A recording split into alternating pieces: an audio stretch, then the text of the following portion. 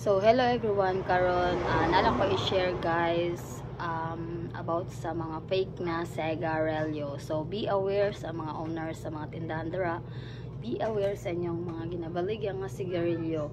Kay daghan na kayo og mga fake nga sigarilyo. So pakita na ko guys sa kung saan mga fake unsang fake og dili fake na sigarilyo.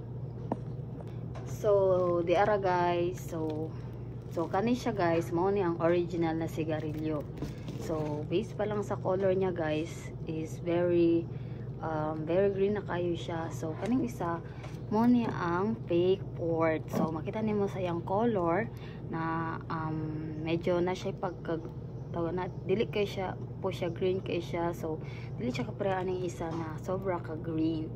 So, kani siya ang fake na sorry lang sa kumutrak ko kayo. So kani siya ang mo ni ang fake na port. So be aware jud sa mga nagabligya og sigarilyo dira. So mo ni ang legit and mo ni ang fake. So dili na mo mag-question inyong customer is like dili siya kapalit og sigarilyo sa inyo kay kabalo sila sa fake o dili fake na port. So mo lang to guys. Bye bye.